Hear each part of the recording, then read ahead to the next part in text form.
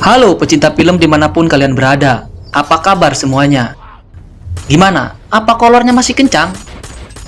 Maksud saya semangatnya masih kencang. Kembali lagi bersama saya Bang Adot di sini. Oke sahabat sensasi film, pada video kali ini kita akan merangkum sebuah film yang berjudul Wrath of Man. Apa kalian semua sudah siap? Mari kita rasakan sensasinya. Who'd you work for? Suck my fucking dick. Suck your own dick. Di awal film kita diperlihatkan dengan sebuah mobil berlapis baja yang dimana mobil tersebut membawa uang dari sebuah depot atau sebuah tempat penyimpanan uang di mana di tempat tersebut dijaga dengan 2 petugas khusus. Namun, hanya beberapa meter saat keluar dari depot, tiba-tiba sebuah mobil berlapis baja tersebut dihadang segerombolan perampok bersenjata api yang dimana 2 petugas tersebut dipaksa keluar dan ditembak mati saat itu juga. Beberapa saat setelah kejadian tersebut, kita diperlihatkan dengan sebuah perusahaan yang bernama Portico, di mana perusahaan tersebut adalah sebuah perusahaan yang bergerak di bidang jasa penyimpanan atau pengantar uang ke beberapa bank. Dan kali ini kita diperlihatkan dengan sosok pemeran utama yang kita sebut saja Abang Jack. Biar gampang aja gitu saya ngomongnya. Kita flashback ke cuplikan pertama tadi, di mana perusahaan Portico ini baru saja kehilangan 2 petugasnya. Dan akhirnya, manajemen perusahaan tersebut pun memutuskan untuk merekrut orang baru, yaitu si Abang Jack tadi. Dan ini sebut saja si Bang Chol, di mana Bang Chol ini adalah orang yang akan membimbing Bang Jack untuk melewati serangkaian tes, yaitu berupa tes kebugaran, tes menembak, dan tes menyetir. Dan Bang Jack pun harus mendapatkan nilai 70% agar dapat lolos bergabung ke perusahaan Portico tersebut. Dimulai dengan tes kebugaran, menembak, dan menyetir, tampaknya Bang Jack tidak menemui hal sulit sama sekali. Dan hasilnya pun tidak terlalu mencolok dan tidak pula di bawah rata-rata, karena Bang Jack mendapatkan nilai 70% sesuai nilai standar perusahaan yang ditentukan. Lanjut, di hari pertama bertugas, Bang Jack pun didampingi petugas seniornya yang kita sebut saja Bang Chai.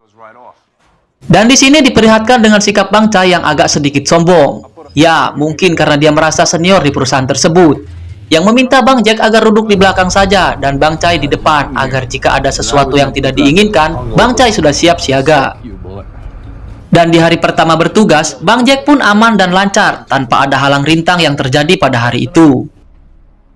Namun, saat mau absen pulang, terlihat raut wajah yang berbeda dari Bang Jack, yang mana tatapan matanya memiliki kemarahan dan balas dendam, sehingga dapat disimpulkan bahwa Bang Jack memiliki tujuan lain saat masuk perusahaan tersebut. Hari kedua bertugas, Bang Jack dan Bang Chai terlihat berada di dermaga, sementara Bang Chol masuk ke kapal untuk mengantarkan uang kepada klien.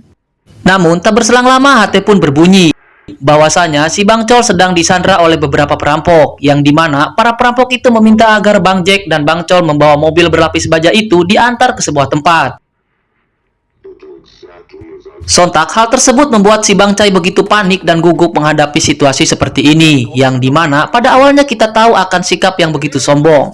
Namun justru berbanding terbalik dengan sikap Bang Jack yang begitu dingin dan tenang, dimana ia menyuruh Bang Chai untuk mengikuti kemauan para perampok tersebut. Saat tiba di lokasi, perampok itu pun meminta salah satu dari Bang Jack atau Bang Chai untuk melempar tas yang berisi uang tersebut ke mobil yang sudah disiapkan para perampok tadi. Dan saat Bang Jack melemparkan beberapa tas berisi uang ke mobil para perampok, dia sengaja melemparkan satu tas keluar mobil. Sehingga saat salah satu perampok keluar dari dalam mobil untuk mengambil tas tersebut, tiba-tiba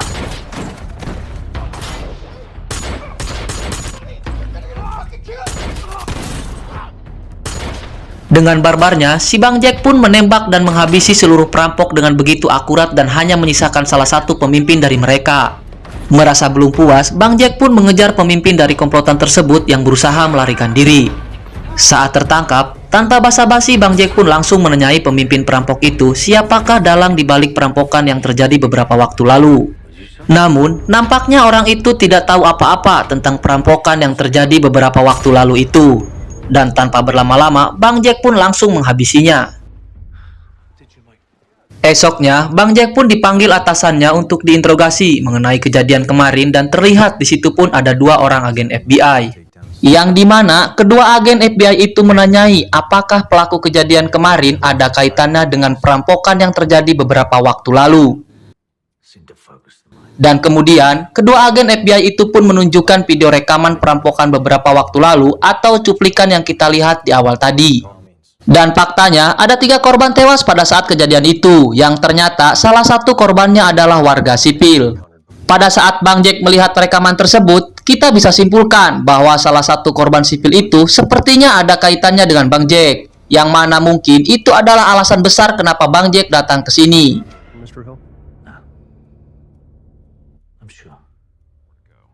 Namun saat di luar, kedua agen FBI itu pun langsung menghubungi atasan tentang kecurigaannya terhadap Bang Jack. Ia merasa Bang Jack adalah orang yang sudah mereka cari selama 25 tahun. Yang dimana itu semakin membuat kita penasaran siapakah sebenarnya sosok Bang Jack ini. Waktu pun berlalu, 3 bulan kemudian kita diperlihatkan Bang Jack dan Bang Chol yang sedang bertugas, yang mana mereka kembali dihadang oleh beberapa perampok. Dengan menodongkan senjata api, para perampok itu pun meminta agar Bang Jack segera menyerahkan semua uang tersebut. Dan lagi-lagi kita dikejutkan dengan salah satu perampok yang begitu ketakutan setelah dia tahu dan melihat bahwa salah satu polisi yang ada di dalam mobil yang mereka rampok itu adalah Bang Jack. Sehingga mereka tidak jadi merampok dan memilih kabur tanpa melakukan perlawanan sedikit pun. Oke, pada adegan berikutnya kita flashback ke 5 bulan sebelumnya. Dan ternyata Bang Jack ini adalah seorang ketua mafia yang paling dicari oleh agen FBI. Kali ini kita melihat Bang Jack yang sedang berjalan dengan laki-laki muda yang ternyata itu adalah anaknya Bang Jack. Namun tak lama, Bang Jack pun mendapat telepon dari anak buahnya yang kita sebut saja Bang Brewok. Selain melakukan bisnis yang bagus tapi tidak baik, kelompok mafia yang diketuai Bang Jack ini adalah melakukan pekerjaan kotor yakni merampok uang, yang dimana salah satu targetnya adalah uang dipot yang dibawa oleh mobil berlapis baja. Dan dikarenakan salah satu anak buahnya yang tidak bisa hadir untuk mengawasi rute mobil berlapis baja itu, Bang Brewok pun meminta tolong kepada Bang Jack atau sang bos untuk turun tangan sebentar saja mengawasi kemana mobil berlapis baja tersebut pergi. Dan saat sampai di lokasi, akhirnya kita akan mengetahui kronologi yang sebenarnya, di mana ada perampok lain yang lebih dulu merampok uang lapis baja tersebut. Yang mana pada saat itu terjadi, seperti cuplikan di awal film, ternyata Bang Jack meninggalkan anaknya sendirian di dalam mobil demi melakukan pekerjaan kotornya. Yang mana hal itu mengakibatkan sang anak harus menjadi korban tak berdosa saat kejadian itu. Dan saat Bang Jack ingin menyelamatkan sang anak, dia sendiri pun ditembak di bagian yang tidak terlalu vital, namun hal tersebut cukup membuatnya tak sadarkan diri selama 3 minggu. Dan saat Bang Jack merasa dirinya sudah pulih, ia pun langsung menemui salah satu sahabat dekatnya, yang ternyata adalah seorang pimpinan agen FBI, di mana beliau memberikan beberapa nama orang yang mungkin terlibat dalam perampokan yang membuat anaknya tewas. Sementara di sisi lain terlihat beberapa anak buahnya yang begitu tegang dan ketakutan saat berhadapan langsung dengan sang bos alias Bang Jack. Di mana mereka menyadari betul jika Bang Jack begitu marah dan murka saat anak satu-satunya tewas akibat kelalaian mereka semua. Namun, bagi Bang Jack mengikuti emosi dan melampiaskan kekerasan pada anak buah bukanlah gayanya. Karena yang Bang Jack inginkan adalah nama dan wajah pelaku yang sudah membuat anaknya tewas.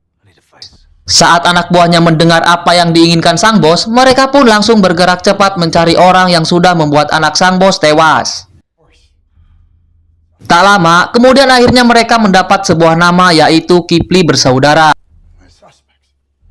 Setelah Bang Jack mendapatkan nama tersebut, ia langsung menyuruh anak buahnya untuk melepas dan membiarkan orang tersebut melanjutkan hidupnya. Tak ingin berlama-lama, Bang Jack dan beserta anak buahnya pun langsung mendatangi rumah Kipli Bersaudara, yang ternyata mereka hanya menjalankan bisnis esek-esek di bawah umur yang tidak ada hubungannya dengan aksi perampokan yang terjadi beberapa waktu yang lalu. Dan yang terjadi selanjutnya benar-benar mengejutkan.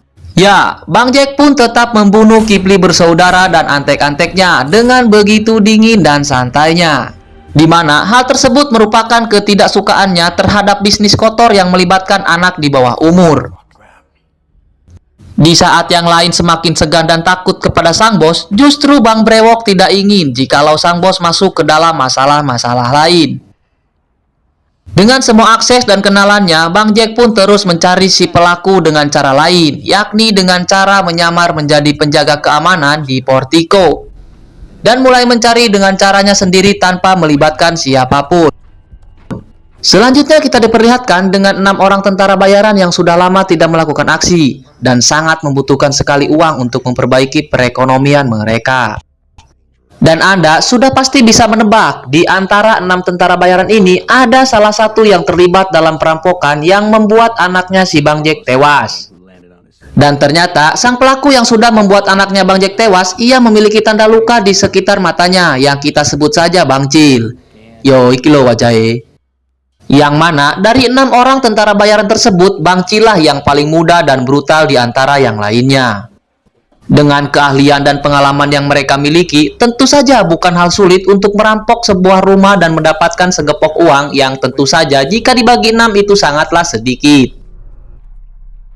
Karena keadaan semakin sulit, sang leader pun memiliki ide dan rencana baru, yaitu merampok mobil berlapis baja. Dengan senjata dan perlengkapan yang mereka miliki, Bang Cil dan rekan-rekannya pun langsung menyusun rencana. Dan ternyata mereka juga memiliki orang dalam yang bertugas di Portico. Entah siapa orangnya, nanti juga kalian akan segera mengetahuinya. Kembali di kehidupan sekarang, diperlihatkan Bang Cil dan yang lainnya sekarang sudah hidup normal dan serba berkecukupan. Bahkan bisa dibilang sudah hidup mewah berkat uang hasil rampokan tadi. Namun ternyata sang leader tentara bayaran ini masih belum puas dengan hasil yang dia dapat. Dia bahkan memiliki rencana untuk merampok yang lebih besar lagi. Dan ternyata rencana sang leader itu adalah merampok langsung ke tempat penyimpanan uang, yaitu ke Portico. Kembali ke si Bang Jack dan Bang Col yang tengah berada di perjalanan mengantar uang, di mana Bang Col tiba-tiba menawarkan sebuah tawaran menarik, yaitu untuk mendapatkan uang yang lebih besar daripada gajinya sekarang di Portico. Hingga menguak fakta mengejutkan bahwa orang dalam yang selama ini membantu dan ikut andil dalam tewasnya anak si Bang Jack ialah si Bang Col sendiri. Namun, tak ingin terburu-buru dalam bertindak, Bang Jack pun terlihat tetap tenang dan bisa mengontrol emosinya. Di mana dia pun bersedia membantu Bang Col untuk melancarkan aksinya. Setelah memberitahu Bang Cil dan kelima temannya bahwa Bang Jack akan ikut bergabung, mereka berdua pun pergi ke tempat yang sudah ditentukan. Di mana ke-6 perampok itu akan bersembunyi di sebuah mobil sehingga mereka semua bisa masuk dengan mudah dan langsung mengambil uang dari dalam. Sesampai di Portico, ke-6 perampok itu pun tanpa basa-basi langsung menjalankan aksinya. Dan di mana si Bang Jack ditugaskan untuk menjadi sandera dan diikat sebagai jaminan mereka keluar dari sana hidup-hidup. Bang Col sendiri pun menjadi sandera dan perampok itu pun meminta penjaga lain untuk menyerah dan menuruti semua arahannya. Namun, pada kenyataannya justru tidak seperti yang diinginkan para perampok tersebut. Yang dimana para penjaga tersebut justru malah melakukan perlawanan yang mengakibatkan terjadinya baku tembak yang cukup mematikan. Saat perampok lain sedang memasukkan uang ke dalam mobil, disitulah waktu yang tepat untuk Bang Jack bergerak. Namun saat Bang Jack melihat tidak ada bekas luka di sekitar matanya, di situ ia pun tersadar bahwa orang itu bukan pelaku yang ia cari. Setelah menyelamatkan Bang Cai dan atasannya, Bang Jack pun menyamar menjadi salah satu dari mereka dan berhasil melumpuhkan 4 perampok yang ada. Kemudian Bang Jack pun memasukkan sebuah ponsel ke salah satu tas yang berisi uang tersebut. Tujuannya adalah agar memudahkan Bang Jack melacak jika mereka dapat keluar dari Portico hidup-hidup. Menyisakan Bang Cil dan sang leader, Bang Col pun membantu mereka berdua dengan membunuh semua rekan-rekan penjaga sesamanya. Yang mana saat Bang Jack sedang akan membunuh kedua perampok yang tersisa, tiba-tiba Bang Col dengan beringasnya memberondongkan tembakan kepada Bang Jack, sehingga membuat Bang Jack terjatuh dan tak sadarkan diri. Dengan perencanaan yang begitu matang dan menjalankan sesuai arahan sang leader, mereka bertiga pun berhasil kabur dari Portico. Dan saat memiliki firasat buruk terhadap Bang Cil yang akan mengkhianatinya, sang leader pun berusaha untuk menghabisi Bang Cil terlebih dahulu. Namun, karena kondisi pendarahan dan luka yang cukup serius, justru sang leader pun harus tewas karena kehabisan darah. Dan harus meninggoy sebelum dia bisa menikmati hasil perampokannya tersebut. Menyisakan Bang Cil dan Bang Col, mereka pun tetap pada rencana awal, yaitu untuk memindahkan semua uangnya ke dalam mobil lain. Namun, di saat Bang Col sedang lengah, si Bang Cil pun langsung menghampiri dan menodongkan senjata tepat di bawah dagu si Bang Col, dan membuat si Bang Col tewas saat itu juga. Dan pada akhirnya, kini tinggal si Bang Cil yang tersisa dan terus melanjutkan rencana dan menikmati hasil rampokannya tersebut. Suatu malam, saat si Bang Cil sedang di dalam apartemen dengan semua uang hasil rampokannya, tiba-tiba Bang Cil pun mendengar telepon berdering dari dalam salah satu tas. Dan Anda semua akan sangat-sangat terkejut, di mana si Bang Jack ternyata sudah ada di sana dan masih hidup.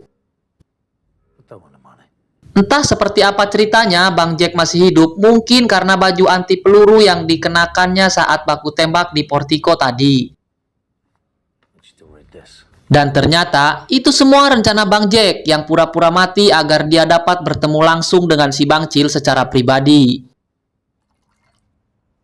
Tanpa berlama-lama, Bang Jack pun langsung menyuruh Bang Cil untuk membaca catatan medis kematian anaknya.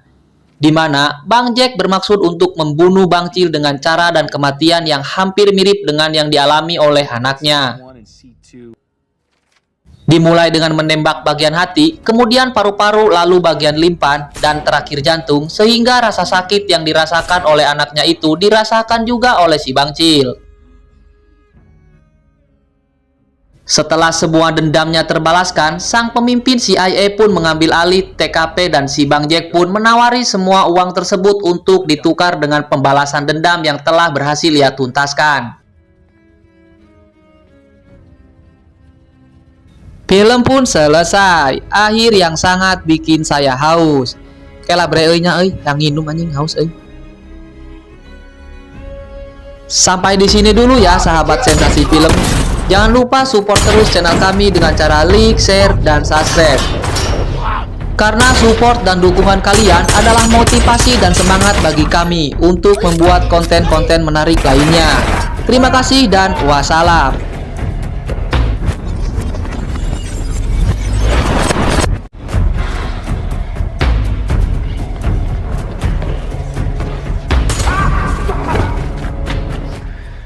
Who'd you work for? Suck my fucking dick! Suck your own dick.